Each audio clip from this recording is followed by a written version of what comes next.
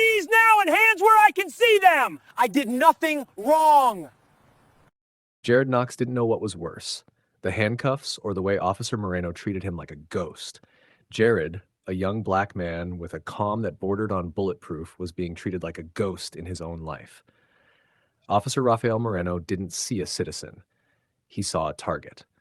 But Moreno wasn't worried about the cameras. He wasn't worried about the kidnapping story he was making up on the fly. Moreno smirked, thinking Miller would cover him again, unaware Miller was already gone. Miller was a man who shared Moreno's old-school views, a man who had quietly buried a dozen complaints against Moreno in the past. Moreno walked into that precinct with his chest out, ready to hand Jared over to his buddy for a lesson in respect.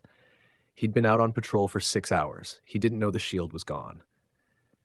"He's in the box," Moreno smirked as he burst into the sergeant's office. Gave me the usual lip, tried to act smart. "I'm charging him with the kidnapping and resisting. You ready to sign off, Miller?" Moreno didn't even look up from his paperwork until the chair creaked. It wasn't Miller. Sitting behind the desk was Captain Marcus Thorne. Sharp suit, level gaze, and a complexion that matched the young man Moreno had just shoved into a cell. Miller hadn't just left. He had been forced to resign at 2 p.m. that afternoon after a leaked recording exposed year of targeted harassment. Thorne was the cleaner, a man sent from the commissioner's office to bleed the poison out of this precinct. Moreno's mouth hung open, a silent O of disbelief. The air in the room suddenly felt too thin to breathe. The smirk didn't just fade, it collapsed. This was the moment an ego hits a wall. "Officer Moreno," Thorne said, his voice as smooth as polished stone, "I don't believe we've met. I'm Captain Thorne, and I don't sign anything I haven't verified." Moreno's swagger didn't just evaporate, it hit a wall. "Sir, I didn't know Miller was out. There's been a misunderstanding. I have a suspect in custody. He fit the description of—" "Which description, officer?" Thorne interrupted, tapping a tablet on his desk. "The one where the suspect was a 6-foot-tall white male in a red sedan, because the young man you have in the box is 5'9", black, and was carrying a library book." Moreno stammered, his voice rising in desperate defense. "He was aggressive. He spit on me.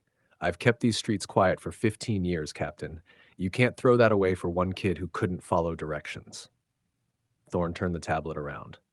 Moreno's heart hammered against his ribs as he realized the lens never blinks. "That's interesting, because I've been watching the live feed from your body cam and the dash." The video played in the silence of the office. No spit, no struggle. Just Jared Knox, standing with his hands up, asking for a supervisor while Moreno screamed in his face. "I don't see a kidnapping suspect, Raphael," Thorne said, leaning forward.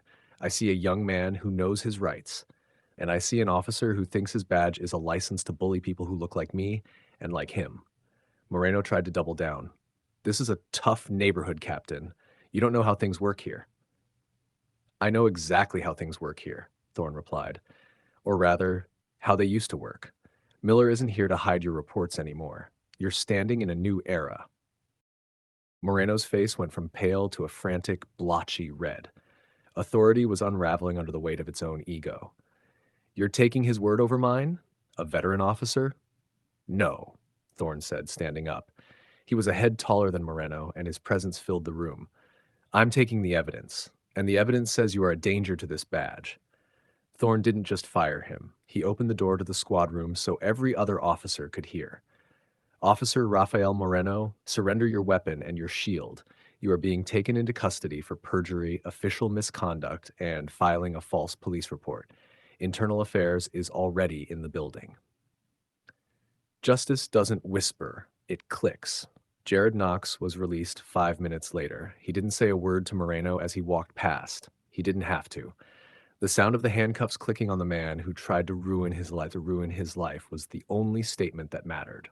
From the other side of silence, toss stories where real voices rise and truth finds its echo. Like, subscribe, and share, because the truth always gets the final word.